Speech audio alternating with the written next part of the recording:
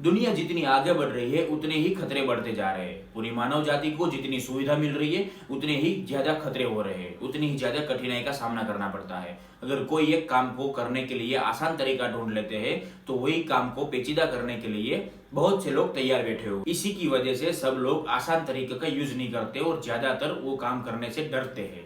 पहले जब हम कभी भी रेलवे स्टेशन, बस स्टेशन या फिर कोई भी पब्लिक प्लेस पे जाते थे तो वहां पर बोर्ड लगा हुआ होता था, जेब कतरों से सावधान, क्योंकि वो लोग हमारी जेब काट के हमारे खून पसीने की कमाई को लूट के चले जाते थे।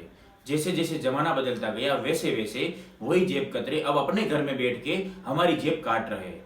कहीं उनको हमारी जेब का रास्ता बताने वाले हम तो नहीं है। तो आज हम इस वीडियो के अंदर ऐसे ही बात करने वाले हैं ऑनलाइन फ्रॉड के बारे में और उससे कैसे बचे और सावधानी बरतें। हेलो दोस्तों, केम छो, नमस्कार। मैं भार्गव सियानी आप सबका स्वागत करता हूँ। इस वीडियो को पूरा देखिए क्योंकि बड़े सियाने कह के गए हैं कि समझदारी वाली बात और अच्छी बात सुनी हुई कहीं ना कहीं कभी ना कभी काम जरूर लगती है। अगर आप इस चैनल के अंदर नए हो तो इस चैनल को सब्सक्राइब करना मत भूलिएगा। अभी हम हर रोज न्यूज में या फिर अखबार के अंदर पढ़ते हैं और देखते हैं कि कोई आदमी के अकाउंट से इतने सारे पैसे लूट लिए, निकाल लिए। इन सब न्यूज को देखते, ये सब फ्रॉड को देखते हुए आपको ऐसा नहीं लगता है कि इसके जिम्मेदार कहीं हम तो नहीं है?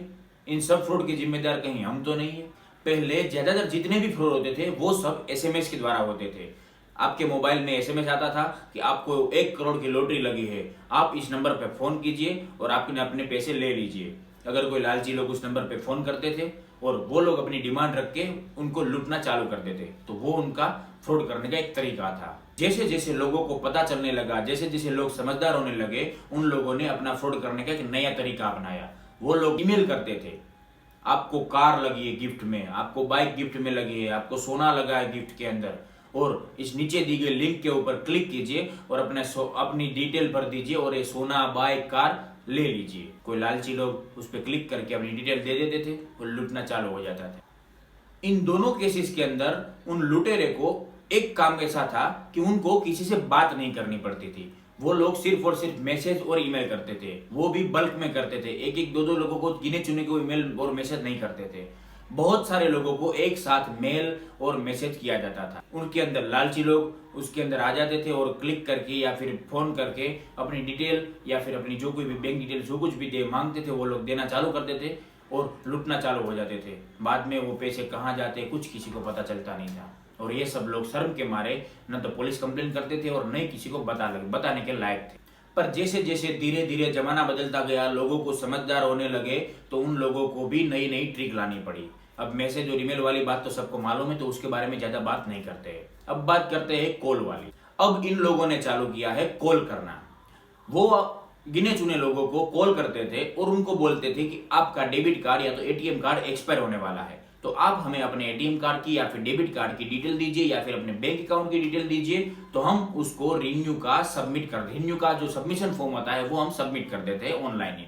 और हम जो कोई भी आपका बैंक का अकाउंट हो उसके नाम लेके आपको बोलते थे कि हम इस बैंक से बोल रहे हैं और मैं इसका मैनेजर बोल रहा हूँ। वो अपना खुद का आईडी देता था। इन सब चीजों को बोल के वो लोग आपकी डिटेल मांगने चालू कर देते थे। या तो फिर वो लोग ऐसा बोलते थे कि आपका ये जो एटीएम कार्ड, डेबिट कार्ड जो बंद होने वाला है, अगर आप वो डिटेल नहीं, आपके पास कार्ड नहीं है, वो डिटेल नहीं दे सकते, तो आप अपना कोई दूसरा अकाउंट की डिटेल दीजिए, तो हम ये सारे पैसे, इस अकाउंट के सारे पैसे उस अकाउंट के अंदर ट्रांसफर कर देते हैं। और इन हालातों में अगर गलती से भी आपने अपने अकाउंट डिटेल या फिर एटीएम कार्ड, डेबिट कार्ड वाली कोई भी डिटेल उन लोगों को दे देते थे तो आपका अकाउंट खाली हो जाएगा। कृपया करके, मेहरबानी करके, कोई भी ऐसा कॉल आए, वो ऐसा ही क्यों ना बोले मैं बैंक से बोल रहा हूँ, बैंक का मैनेजर बोल रहा हूँ या फिर बैंक का मालिक ही क्यों ना बोल रहा हूँ, आप मुझे अपनी ये सब डिटेल दीजिए तो मैं आपके अकाउंट को बंद होते फिर या तो फिर डेबिट कार्ड या एटीएम कार्ड को बंद होते रोक सकूं। इन हालातों में आपको अपना Paytm password, pin number, digit, OTP जो वन टाइम पासवर्ड होता है, कुछ भी किसी को भी शेयर ना करें। और अगर आपको कोई भी ऐसा कॉल आता है तो आप उसको सिर्फ और सिर्फ इतना ही बोलिए कि मैं अपनी बैंक के अंदर जाके ये सब फॉर्म सबमिट कर दूंगा, अगर बंद होने वाला है तो वो भी मैं सबमिट कर दूंगा, अगर मेरे अकाउंट से ट्रांसफर करने हैं तो मैं जाके अपने हिसाब से कर लूंगा। ज्यादा आपको कन्विंस करने की कोशिश करेगा कि आप वहां पे क्यों धक्के खा रहे हो, आप हम यहाँ पे बैठ के आपको ऐसी सब सुविधा दे रहे हैं, हम इसको इतनी सर्विस दे रहे हैं बैंक वाले, आप उसको यूज नहीं कर रहे हो, इतने धक्के खा रहे हो, ऐसा क्यों कर रहे हो। लेकिन कुछ भी हो जाए आपको कोई भी डिटेल नहीं देनी है और बैंक में जाके सबसे पहले मैनेजर से ये सब पूरी बात करनी कि ऐसा ऐसा कॉल आया था, ये सब फ्रॉड होने वाला है, फ्रॉड आया था, तो वो लोग भी अपनी तरफ से अलर्ट हो जाए और अपने अकाउंट को जरा सिक्योर कर ले। और जब इन लुटेरों को SMS, ईमेल और कॉल के अंदर इनकम कम होने लगी तो उन लोगों ने नया रास्ता अपनाया, और वो रास्ता था एप्लीकेशन का। जो एप्लीकेशन OLX, फोन पे, गूगल पे, पेटीएम, ज्यादातर इनके अंदर फ्रॉड का केस बढ़ने लगा। हमारे देश के प्रधानमंत्री श्री नरेंद्र भाई मोदी ने जब सपना देखा कैशलेस इंडिया का, तो उसके बाद से फोन पे, गूगल पे और पेटीएम, ये तीनों एप्लीकेशन बहुत ही ज्यादा यूज होने लगी इंडिया के अंदर। OLX एक ऐसी एप्लीकेशन है जिसके अंदर आप पुरानी चीज बेच सकते हो और पुरानी चीज खरीद सकते हो। इसके अंदर ऐसे फ्रॉड होता था कि जो बिजी लोग होते हैं वो लोग सिर्फ फोटोज देख के फोन पे ही डील कर लेते थे, कोई भी चीज खरीदनी हो या बेचनी हो। ज्यादातर इसके अंदर खरीदने वाले ही ज्यादातर उसके अंदर फ्रॉड के अंदर शामिल हो जाते थे, वही शिकार बनते थे। बेचने वाला बंदा होता है वो फोन के अंदर बात करते हुए ऐसा कहता है कि आप पहले ये चीज जो खरीदने वाले हैं उसका आधा पेमेंट आप मुझे पहले कर दो और आधा पेमेंट आप मुझे बाद में करो। ज्यादातर लोग इसके अंदर भी आधा पेमेंट करने के बाद भी वो चीज वहां पे नहीं पहुंचती थी, तो वो भी फ्रॉड के अंदर शामिल हो जाते थे, उसके शिकार बन जाते थे। और एप्लीकेशन के जरिए जो कोई भी पैसे ट्रांसफर करवाते थे, बेचने वाला बंदा ऐसा बोलता था कि आप मुझे गूगल पे कर दीजिए या फिर फोन पे कर दीजिए या फिर पेटीएम कर दीजिए, जो कोई भी अमाउंट बोलते थे वो। सपोज कि उन लोगों ने नक्की किया कि 10,000 में बेचने वाली चीज है, आप मुझे 5,000 रुपये पहले दे दीजिए और बाद में आप डिलीवरी के टाइम पैसे दे देना, और बोलते थे मुझे गूगल पे कर दो। तो वो लोग गूगल पे करने के लिए बोलते थे मैं अपना कोड भेजूंगा, तो कोड को आप स्कैन कर देना, उसके बाद पैसे मेरे अकाउंट में आ जाएंगे। और वो लोग कोड भेजते थे और ये लोग स्कैन करते थे और पैसे एक दूसरे के अकाउंट में ट्रांसफर हो जाते थे। तो आप बोलेंगे इसके अंदर फ्रॉड कैसे हुआ? तो इन सब एप्लीकेशन के अंदर ऐसा फीचर आता है कि उसके अंदर कोड के अंदर आप अपनी अमाउंट सेट कर सकते हो। वो लोग आपको बोलते हैं कि मैं 5,000 रुपये आप मुझे ट्रांसफर कीजिए, तो वो उसके अंदर 5,000 की अमाउंट सेट करनी रहती है। या फिर वो लोग बोलते हैं कि पहले आप एक ट्रांजेक्शन करते हैं 1 रुपए का, जिसके अंदर हमें मालूम पड़ जाएगा कि आप पैसे ठीक जगह पर भेज रहे हो, क्योंकि ज्यादा पैसे भेजने के बाद मालूम ना पड़े कहाँ पे चले गए। वो लोग ऐसा बोलने के बाद आपको एक कोड भेजेंगे, बोलेंगे आप मुझे 1 रुपया ट्रांसफर कीजिए। उसके बाद वो लोग जो कोड भेजते हैं वो 1 रुपए का भी नहीं होता है, 5,000 हो, 10,000 हो, कितने का कोड हो कुछ हमें मालूम नहीं।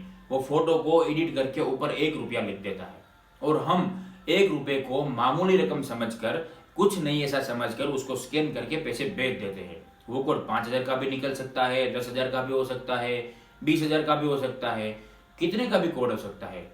अगर हम उसके अंदर जल्दी जल्दी में पेमेंट कर दे तो वो जितने का कोड हो उतने पैसे आपके अकाउंट से गायब हो सकते हैं। अगर इस जगह पर इस टाइम पे हम सावधानी बरते तो वहां पर कोड स्कैन करने के बाद लिखा हुआ होता है ये कितने रुपए आप भेज रहे हो।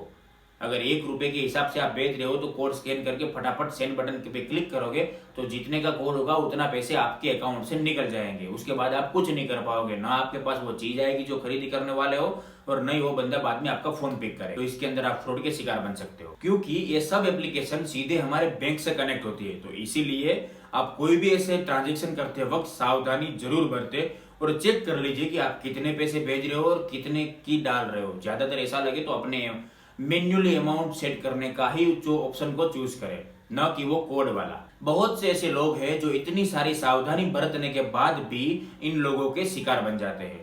तो उन लोगों को घबराने की कोई जरूरत नहीं है। अगर आप इस चीज के शिकार बन जाते हो तो आपको सबसे पहले अपने नजदीकी पुलिस स्टेशन के अंदर जाके कंप्लेन लिखवानी है, और उसकी जो कॉपी होती है, कंप्लेन कॉपी होती है, FRI कॉपी होती है, वो अपने पास रख लेनी है।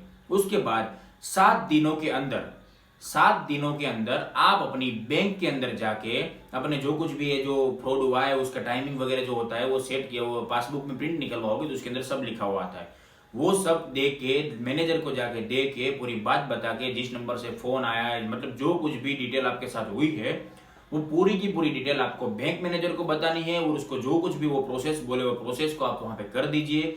और पुलिस के अंदर जो कंप्लेन दी हुई है उसकी कॉपी भी आप उस बैंक मैनेजर को दे दीजिए, और वो लोग जितने हो सके उतने पैसे आपको वापस लाने की कोशिश करेंगे। और मैंने बहुत से ऐसे लोग देखे हैं जो ऐसा फ्रॉड होने के बाद शर्म के मारे किसी को भी नहीं बताते हैं, और वो लोग ऐसा करते हैं। इसी वजह से उन सब फ्रॉड करने वालों की ताकत और बढ़ जाती है, और वो ऐसे ही हर किसी के मेहनत की, पसीने की, खून पसीने की कमाई को लूटते ही जा रहे हैं। तो प्लीज आपको कुछ भी अगर ऐसा होता है तो पुलिस में या फिर बैंक के अंदर जाके तुरंत जान करें, तुरंत उसको इन्फॉर्मेशन दे कि ऐसा ऐसा हो रहा है, जिस किसी भी फोन नंबर से या फिर जिस किसी भी फोन से जो कोई भी मैसेज ईमेल जिस किसी के भी तरह से वो आपके साथ फ्रॉड हुआ है उसको जाके आप बताइए, ताकि साइबर क्राइम की जो टीम होती है वो लोग उसके ऊपर डायरेक्ट एक्शन लेके आपको बचा सकते हैं और कई लोगों को बचा सकते हैं। और अंत में मैं इतना ही बोलूंगा कि आपको अगर कोई भी ऐसा मैसेज आए, मेल आए, फोन आए या फिर कोई भी ऐसा ओटीपी कुछ भी मांगने वाला, कुछ भी बात बताने वाला फोन आए, उसके ऊपर आप रिस्पॉन्ड ना करें। बैंक वाले भी बहुत से मैसेज, बहुत सी एडवर्टाइज करते हैं। हमारी RBI reserve bank of India भी बहुत सारी सी एडवर्टाइजमेंट करती है कि आप अपने OTP, password, bank detail, ATM card detail, debit card detail, credit card detail कुछ भी किसी भी अनजान व्यक्ति के साथ शेयर न करें, किसी को भी फोन पे सब डिटेल ना बताए, क्योंकि बैंक वाले ये कुछ भी डिटेल नहीं मांगते हैं। तो हो सके उतनी सावधानी बरते और किसी को भी ये चीजें ना बताए। और अगर वीडियो आपको अच्छा लगे तो इसको लाइक शेयर जरूर कीजिएगा। Thank you.